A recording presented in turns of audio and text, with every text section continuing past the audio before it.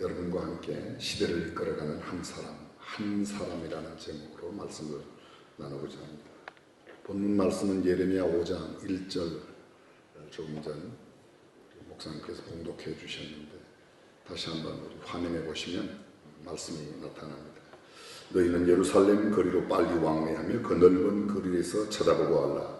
너희가 만일 공의를 행하며 진리를 구하는 자를 한 사람이라도 찾으면 내가 이 성을 사하리라. 역사적인 배경을 잠깐 설명드려야 될 것 같습니다. 예레미야는 아나돗의 제사장의 아들로 태어났습니다. 요사이 말로 말하면 목사의 아들로 태어났죠. 그가 활동했던 중요한 시기는 나이가 90이 넘도록 살았던 그가 주전 627년부터 시작해서 580년까지 47년 동안 선지자 활동을 했습니다. 627년부터 580년의 삶이 참 중요한 기간이라는 사실을 아마 여러분도 감지하시리라고 생각합니다. 이스라엘 역사를 간단하게 간략하게 이야기하면 초대왕 사울입니다. 사울이 1051년 BC에 왕조를 세우고 40년 동안, 뒤를 이어서 다윗이 40년, 그리고 솔로몬이 40년, 120년 왕조가 지난 뒤에 BC 931년에 나라가 나누어집니다. 화면이 계속 연결됩니다. 네. 남북 왕조가 이렇게 나누어지는데 북방에는 솔로몬의 신하였던 여로보암이 애굽으로 피신했다가 다시 돌아와서 반역하고 나라를 세웁니다. 남방 유다에는 솔로몬의 아들인 르호보암이 유다의 수도였던 예루살렘에 왕국을 세우죠. 예루살렘을 수도로 해서 유다를 세웁니다. 그래서 유다와 베냐민 두 지파가 남방 유다를 이루고 나머지 이스라엘의 10지파가 북방 이스라엘을 이룹니다. 이스라엘은 722년 BC 아수르에 의해서 멸망되죠. 사마리아가 완전히 함락됩니다. 왜 이스라엘 사람들이, 전통적인 유대인들이 사마리아 사람들을 이방 사람 취급하고 개 취급을 했는가? 그때 아수르의 사람들이 침공해서 피를 섞었습니다. 그래서 히브리인의 전통적인 피를 계승하지 못했다. 그들은 개 취급을 받습니다. 근데 남방 유다 역시 나라가 존속되다가 135년 뒤인 BC 586년, 그래서 이게 연도가 중요하다는 겁니다. 제가 아까 예레미야가 활동했던 시대가 BC 627년부터 580년이라고 했습니다. 근데 예루살렘이 함락되고 남방 유다가 멸망된 연도가 586년입니다. 그러면 47년의 예레미야 활동기 가운데 41년은 유다가 멸망되기 전, 그리고 뒤에 6년은 멸망된 이후에, 쉬운 말로 말씀드리면 유다의 흥망성쇠를, 그리고 완전히 망한 뒤에도 6년 동안이나 제사장 역할을 감당했다는 겁니다. 예레미야의 가장 중요한 내용 가운데 하나가 뭔가 하면 왜 유다가 멸망하였는가. 예레미야 4장, 5장, 6장, 방금 읽었던 5장 1절을 중심으로 하는 전후의 문맥을 보면 성경에 그 시대가 얼마나 부패하였는가를 단적으로 지적하고 있습니다. 정치, 경제, 사회, 문화, 예술, 교육, 도덕, 모든 것이, 특별히 종교는 아주 심히 부패했습니다. 어쩌면 사회의 부패 척도는 종교가 얼마나 부패하였는가에 달려있는지도 모르겠습니다. 오늘날로 정확하게 표현하면 교회의 부패가 그 사회의 부패를 가름하는 바로메타 역할을 했던 것입니다. 이러한 총체적인 부패로 인해서 나라가 멸망됩니다. 근데 참 신기한 것은 하나님께서 너희의 부패 까닭에, 너희의 타락이나 너희의 범죄 까닭에 너희가 멸망되는 게 아니라고 말합니다. 예레미야를 통하여 주께서 하시는 말씀은 이런 말씀입니다. 너희 가운데 한 사람만 있으면 내가 용서할 거야. 무슨 뜻입니까? 멸망의 가장 중요한 원인은 하나님이 찾으신 한 사람이 없었다는 겁니다. 한 사람의 중요성은 아무리 강조해도 끝이 없습니다. 제가 여러분에게 소개하려고 하는 한 사람, 이 사람은 유명한 음악가입니다. 볼프강 아마데우스 모차르트. 짧은 생애를 살았습니다. 1756년부터 1791년 35세를 살았습니다. 오스트리아 궁중음악가의 막내 아들로 태어난 그가 음악의 천재성을 발휘하죠. 그가 35년 살면서 남긴 음악을 전공하는 사람이 악보를 베껴도 못 다 베낄 만큼 엄청난 작곡 활동을 했습니다. 그것도 불후의 명작으로 말이죠. 그런데 그가 떠나간 지 어느덧 231년이 되었습니다. 1791년, 지금은 2022년입니다.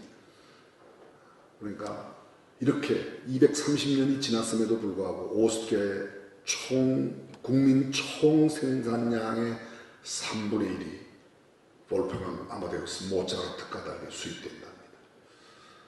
제가 한 13년 전, 14년 전에 미국에 잠깐 들릴 기회가 있었는데요. 그때 이 아마데우스 볼프강 모차르트의 250 생신, 만약 살아있다면 250살이 될 때 신문에, 한국판 신문의 전면 풀페이지 기사로 이렇게 났습니다. 250살 모차르트 뽕을 뽑고 또 뽑다. 기사 제목 쳐놓고는 좀 재미있지 않습니까? 내용은 그 페이지 전체가 이 볼프강 아마데우스 모차르트 한 사람이 역사에 끼치고 있는 영향력이, 오스트리아의 가장 큰 수입이 관광 수입입니다. 시계공업도 스위스 못지않게 유명하고 여러 가지 첨단 과학도 있지만 가장 많은 수입이 관광인데, 오스트리아를 방문하는 관광객의 90%가 모차르트 유적지를 생가를 두고, 언젠가 우리 교회 김장한 목사님, 원로 목사님 모시고 제가 오스트리아를 간 적이 있습니다. 유럽에 몇 나라를 함께 모시고 다녔는데 오스트리아에 가서 다른 데 아무 데도 가지 않았습니다. 모차르트 생가만큼은 꼭 가야 된다고. 거의 모든 사람이 그렇게 이야기했습니다. 제가 지금 말씀드리려고 하는 내용은 한 가지입니다. 한 사람의 영향력이 얼마나 대단한가라는 것입니다. 여러분이 잘 아시는 록펠러, 1839년에 태어나서 1937년 만 98세를 살고 떠나갔는데요. 록펠러가 역사상 가장 큰 부자라 그러죠. 지금 세계 1위의 부유한 사람들, 여러분들이 잘 아실 겁니다. 빌 게이츠라든지 또 하여간 세계적인 랭킹 순위에 있는 부유한 사람들, 기업으로 말하면 아마존이나 구글이나 애플이나 이런 기업들. 근데 그들 개인의 재산을 모두 합쳤을 때 인류 역사의 가장 큰 부자가 록펠러입니다. 현재 세계 최고 부자보다도 록펠러가 3배나 더 부자였다고 합니다. 록펠러가 세운 재단이 수십만이 있습니다. 네. 그가 세운 그 가운데 하나 소개한다면 1890년 록펠러 파운데이션에서 세운 시카고 대학교. 왜 이 학교가 유명한가? 여러분, 노벨상 수상자를 이 학교 출신으로 94명이나 나왔답니다. 약간 놀라는 신용을 하셔야 제가 안 놀래죠. 엄청난 거죠. 우리나라의 유수한 대학들이 그렇게 많지만 죄송하게도 우리나라 대학 출신 가운데는 이 노벨상 받은 사람이 없습니다. 노벨상을 배출한 유일한 학교는 목포상고예요. 저는 그래도 그분이 계시다는 게 얼마나 I am so proud of former president 김대중 대통령. 얼마나 감사하죠. 사람들이 뭐 이상한 소리 붙여. 돈 줘서 받았네, 뭐 해서 받았네. 너는 돈 줘봐라. 노벨상 주는 거. 그렇게 할 일이 아닙니다. 대한민국이 있다는 게 얼마나 큰 긍지와 자부심을 줍니까? 그렇습니다. 근데 한 대학교에서 94명. 여러분, 시카고 대학교에서 94명만 상을 받고 나머지는 모두가 다 바보, 멍청이들입니까? 노벨상 가까이 가 있는 사람은 또 얼마나 많으며 그분들이 끼치는 영향이 얼마나 클까. 한 사람의 의식 있는 생각으로 세워진 학교에서 인류에 지대한 영향력을 끼치는 위대한 사람들이 이렇게 많이 났다는 겁니다. 저는 수없는 자료들이 많이 있지만 간략히 말하고 빌 게이츠 잠깐 볼까요? 현존하는 기업 가운데 세계적인 최고의 갑부이죠. 그런데 그의 부인되는 멜린다와 함께 재단을 세웠습니다. 빌 앤 멜린다 게이츠 재단이라고 만들었습니다. 2000년도 22년 전에 세웠는데 그때 투자한 금액이 오늘날 환율로 계산하면 무려 73조에 해당되는 어마어마한 거죠. 그렇습니다. 생각 있는 한 사람의 희생. 이 빌 게이츠의 꿈이 뭐냐? 전 세계 모든 어린아이들의 전염병 예방 백신을 무료로 놓아주는 겁니다. 꿈도 멋있어요. 사람도 멋있고 꿈도 멋있습니다. 단순한 부자 기업가 정도가 아닙니다. 그 누구보다 좀 더 잘 사는 사람, 그런 사람이 아니라 한 사람이 갖고 있는 생각이 끼치는 영향력이 어마어마하다는 겁니다. 요한 웨슬레를 아십니까? 요한 웨슬레 엄청나죠. 감리교회 사역하시는 분들은 굉장히 요한 웨슬레를 이렇게 긍지와 자부심으로 생각하는데, 이 요한 웨슬레, 세계는 나의 교구라고 말했던 요한 웨슬레의 일화 가운데 있는 겁니다. 프랑스의 한 귀족이 영국에 여행을 갔더랍니다. 한참 여행 중에 너무 목이 말라서 코너스토어, 소위 구멍가게에 가서 맥주를 사려고 그랬더니 맥주를 팔지 않더래요. 다른 가게 갔더니 또 맥주를, 여러 가게를 갔지만 맥주 사는데 실패했습니다. 길가에 있는 한 농가에 들어가서 목마른 목을 축이기 위해서 우유를 한 잔 얻어 마시게 되는데, 그가 농부에게 묻습니다. 왜 이 도시, 이 마을 가게에는 맥주를 팔지 않는가? 그랬더니 농부의 대답이 기가 막힌 대답이 왔습니다. 100년 전 요한 웨슬레가 이 마을에 일주일 부흥회를 하고 갔는데, 그때 이후 지금까지 알코올이 사라졌습니다. 저는 처음 이 내용을 읽었을 때 굉장히 충격을 받았습니다. 그때 제가 수원 오기 전 오산에서 목회했는데, 저는 오산에서 목요일 주일마다 1부, 2부, 3부, 4부 수요일에도 새벽에도 외치는데, 오산에 가장 많이 늘어나는 게 술집이에요. 저는 수원도 마찬가지예요. 수원에 1000개가 넘는 무려 1300여 개 교회가 있다고 하는데, 어찌된 영문인지 좀처럼 부패와 여러 가지 죄악상 줄어들지 않는다는 게 어쩌면 하나님이 찾으시는 그 한 사람의 역할을 오늘날 교회의 지도력이 하지 못하는 것 때문이 아닐까, 그렇게 생각합니다. 여러분 혹시 로라를 기억하십니까? 로라. 좀처럼 잘 들어보지 못한 인물일 겁니다. 그런데 여러분이 헬렌 켈러는 아실 겁니다. 헬렌 켈러 되게 한 사람이 누구인가? 앤 슬리반이에요. 그 앤 슬리반 되게 했던 사람이 로라예요. 이분은 은퇴한 간호사였습니다. 앤 슬리반은 미국의 보스턴 출신이에요. 일찍이 부모를 잃어버리고 실명이 되기도 하고, 그도 함께 여러 가지 어려움을 많이 겪었습니다. 정신병으로 도저히 재생에 소망이 없는 그런 상태에 있었는데, 정신병은 독방에 감금되어 있던 이 앤을 매일 무려 6개월이나 찾아갔던 은퇴한 간호사, 그가 바로 로라라는 겁니다. 저는 조금 전 여러분이 보았던 그 얼굴이 로라 얼굴은 아닙니다. 아무리 찾아도 그 얼굴을 찾을 수가 없어서 그냥 형상만 올렸는데요. 이 로라가 찾아가죠. 그 독방에. 특별히 면회가 제한된 날을 제외하고는 앤의 방을 찾아갑니다. 그리고 딱 한마디 합니다. Anne, God loves you and I love you. 앤, 하나님이 너를 사랑하셔. 나도 너를 사랑한다. 반응이 없었습니다. 쿠키도 갖다 주고. 근데 어떤 날 쿠키를 갖다 줬는데 보니까 쿠키가 하나 없어졌어요. 근데 이 로라의 마음이 너무너무 기쁜 거예요. 아, 얘가 드디어 내가 주는 쿠키를 먹는구나. 어떤 날이었습니다. 또 맛있는 걸 갖고 왔습니다. 그날도 여전히 이야기합니다. And God loves you and I love you. 그때 창살 틈으로 그저 유리를 긁는 것 같은 소리가 들립니다. 와, God loves me. 뭐라고? 하나님이 나를 사랑한다. Nobody loves me. Everybody hates me. 모든 사람이 나를 싫어해. 아무도 나를 좋아하는 사람은 없어. 계속 이야기해요. 그때 성경을 펴서 John 3:16 요한복음 3장 16절 For God so loved the world. 하나님이 세상을 처럼 사랑하사 독생자를 주셨으니. 그리고 자꾸니 예수님의 사랑을 이야기합니다. 예수님을 영접하고 기적같이 그의 마음도 정신도 생각도 영혼도 다 회복됩니다.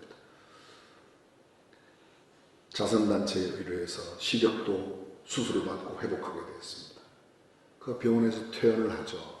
정신병원에 퇴원을 해서 보스턴 찰스 강변, 아마 보스턴을 다녀오신 분은 다 아실 겁니다. 찰스를 중심으로 하버드 대학교, 보스턴 대학교 건너편에는 MIT, 유수한 대학교는 이 찰스 강변을 그리는데 신문 가판대에 광고를 보죠. Wanted a private teacher. 가정교사를 구한다고. 미국의 남부 터스컨비아 알라바마 주에 있는 조그마한 마을에서 보지도 듣지도 말하지도 못하는 아이를 가르치는 선생님을 구한다. 그때 설리반이 생각합니다. 그래, 나같이 버림받은 사람도 하나님은 로라를 통하여 사랑하셨는데 내가 그 아이를 가르칠 수 있다고. 그리고 그곳으로 갑니다. 그리고 듣지도 보지도 말하지도 못하는 이 삼중장애인 헬렌을 헬렌되게 만들어 1939년도 우리나라에 헬렌 켈러가 왔었어요. 일제연합 속에 시달리고 있는 한국 사람들에게 희망의 전도사로, 희망의 아이콘. 그는 그런 장애인이었지만 위대한 일을 했습니다. 그 뒤에는요, 그 뒤에는 로라, 아니 로라로 하여금 전달된 하나님의 사랑이 놀라운 역사를 만들어냈던 것 같아요. 저는 이런 이야기를 하려고 하면 끝없이 많이 있습니다. 한 사람의 이야기, 수없이 많이 있습니다. 어두운 역사에는 하나님은 온 우주 만물의 역사를 주관하신다고 동의하시면 아멘. 정말로 그렇게 믿으십니까? 그런데 하나님께서 온 역사를 주관하시는데 사람을 통해서 하신다는 거예요. 그래서 밝은 시대에 밝은 건강한 생각을 갖고 있었던 사람이 활약을 잘하면 그 시대가 역사에 빛나는 시대가 되고, 또 어두운 생각을 가진 잘못된 생각, 독재자, 아주 전형적인 전제적인 생각을 갖고 있는 사람이 시대를 덮을 때 그 시대는 어두운 역사가 됩니다. 저희가 대학 다니던 그 시절 1974년, 78년 약 3년 8개월 사이에 캄보디아에는 폴폿이라고 하는 아주 어두운 지도력 한 사람이 무려 350만, 가장 적게 잡는 사람도 250만 명 이상을 크메르즈 사람들을 살해했다는 그런, 그때 대학 때 저는 뭘 했는지 모르겠습니다. 죄송합니다. 한겨레 신문이 이 땅에 처음 태어날 때 그때 광고 카피가 그 어렵던 시절 아빠는 무엇을 하였나요? 훗날 자식이 묻습니다. 저는 그 광고 카피가 너무 좋아서 한겨레 신문을 계속해서 보았어요. 근래에 한겨레 신문을 좀 못 보고 있는데요, 한겨레 신문을 계속 보았어요. 그때 그 광고 카피가 너무 좋았어요. 그 어렵던 시절 당신은 무엇을 하였는가? 훗날 하나님이 부르시길. 우리를 이 땅에 우리 시대의 지도자로 세우신 하나님께서 어떤 날 물으실 때 부끄럼 없이 그분 앞에 설 수 있는 저와 여러분이 되었으면 참 좋겠다는 생각을 갖습니다. 저는 마지막으로 한 사람의 이야기만 하고 이야기를 맺으려고 합니다. 여러분도 어쩌면 이분을 잘 아실 겁니다. 닥터 잔 게리라고 하는 선교사입니다. 1815년부터 1872년까지 살았던 사람인데, 그의 마지막 생애는 피지, 남태평양 피지의 애니띠엄 섬에서 그의 삶을 마감했습니다. 이분은 성경 번역가이고 선교사였습니다.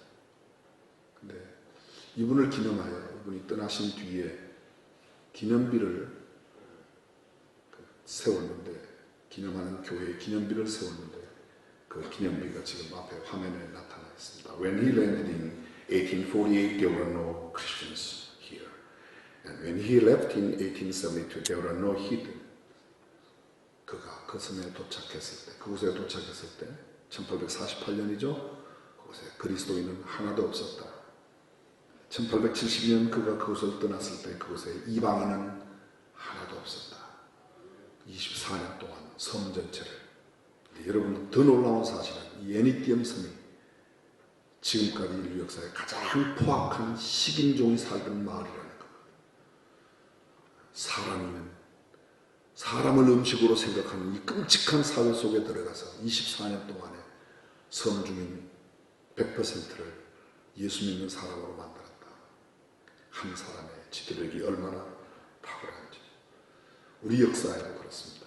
굳이 언더우드 아펜셀러를 들지 않더라도 스크랜튼 유화이자 대교를 세우신 분, 또 루비 캔드릭 25살의 어린 나이에 생명을 드렸던 수많은 선교사님들, 하나님께서 우리 시대를 우리에게 맡기셨는데, 내가 있는 위치가 어디든, 교회이든 정치이든 경제 분야이든 아니면 교육의 분야이든 어느 분야에서든지 거룩한 역사를 남겨 훗날 주님 앞에 의젓이 설 수 있는 참된 지도력이 될 수 있기를 간절히 소원합니다.